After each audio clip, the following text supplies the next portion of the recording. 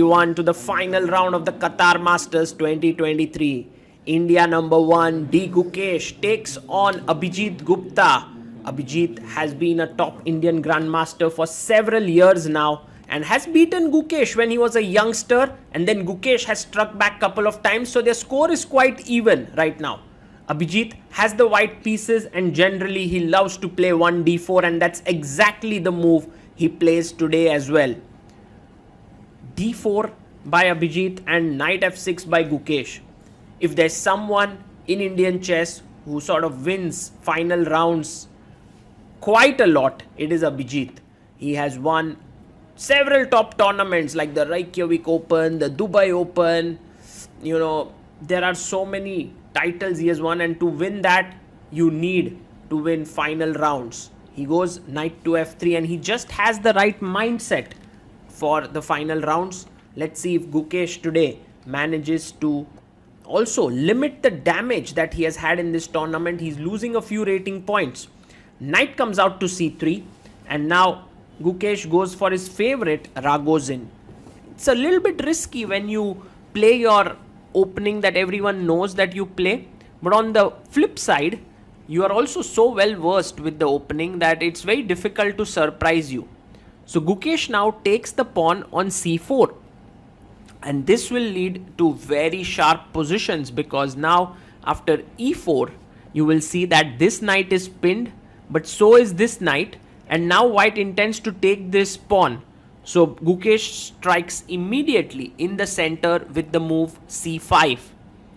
Abhijeet picks up the pawn here, and now very likely that Gukesh takes on d4. Yes, and now knight takes on d4.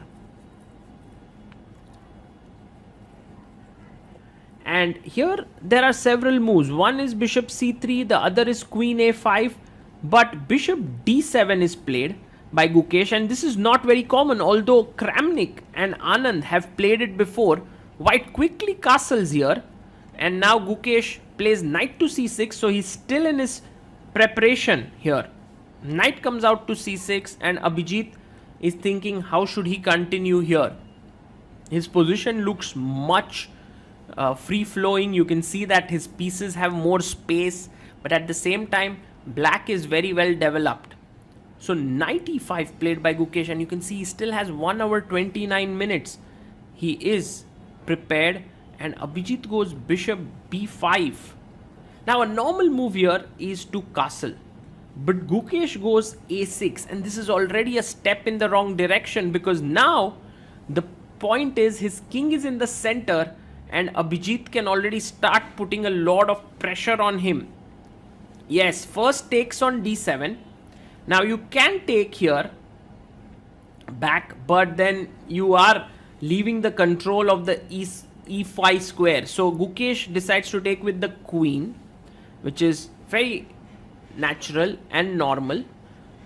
But now the way in which you start putting pressure is to first take the knight on f6. You can see time wise Abhijeet has 44 minutes, Gukesh has 1 hour 25 minutes, so that's a huge time difference that already exists. So g takes f6 has happened, and at this point now Abhijeet comes up with this very nice move nce2. So for Gukesh now the problem is that f4 is coming in, and I think he needs to solve this issue. He goes knight g6, but this is a bad move.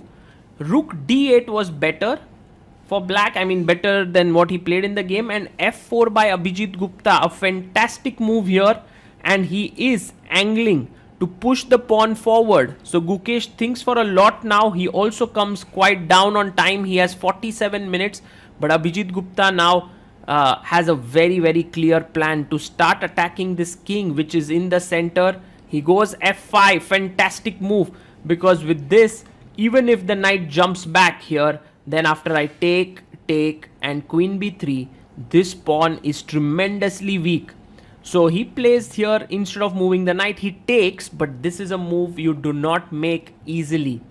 And Abhijeet now has a very strong move, queen b3, fantastic chess.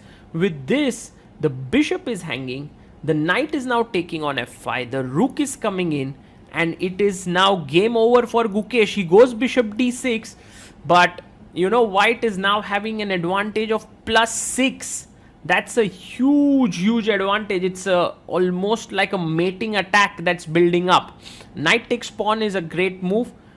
Gukesh's idea was to plonk his bishop in the center, and his pieces now look pretty good, but the only problem is that his king is now busted.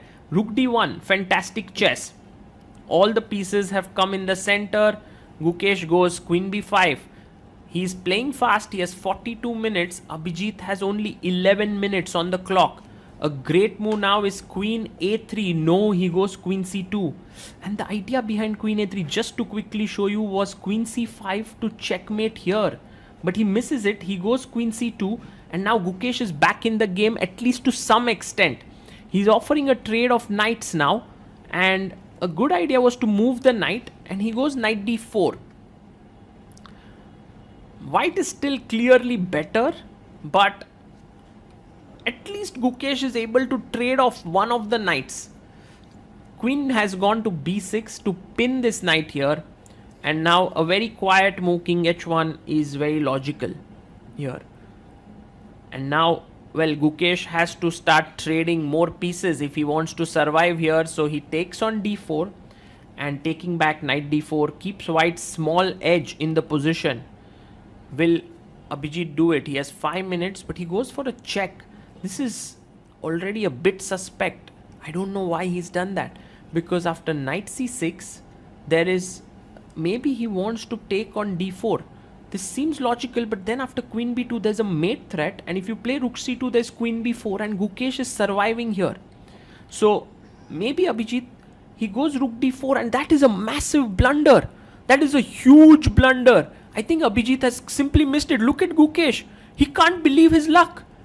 He's like, what? What just happened there? Queen b2 is hanging, guys. And then the rook is hanging. And the pawn on g2 is hanging.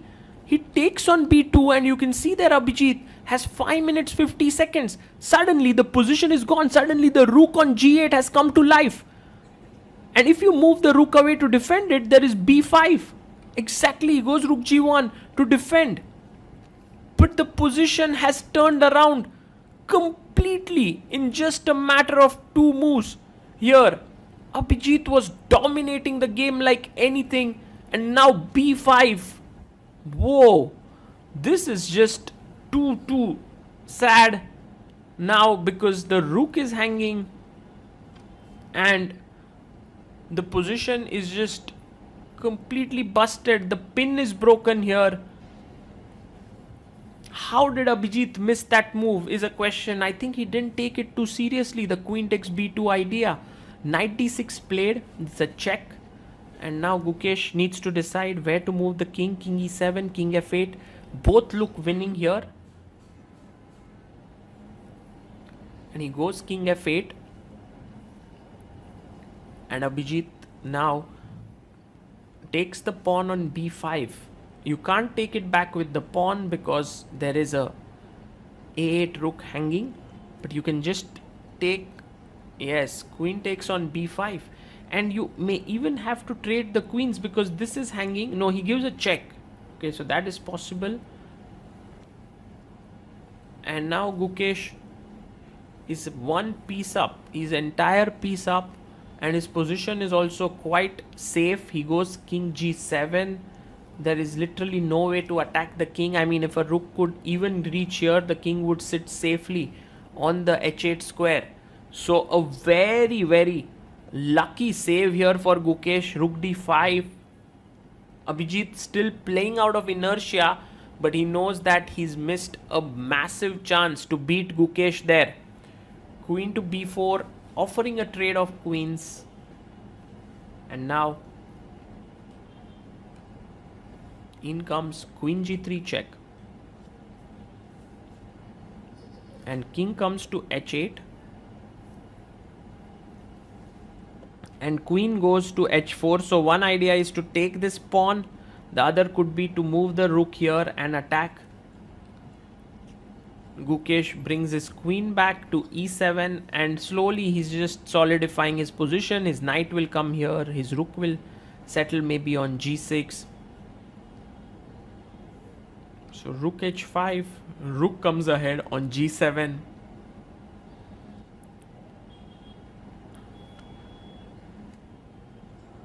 You know, every player in his life has blundered at some point or the other, but for Abhijeet, maybe this might be one of the most painful games because he was so much better here, and he could have outplayed Gukesh in several ways, but in the end, he missed that one move and it was all over. Rook b8, you can't take the pawn because there's a back rank issue, so h3 is played.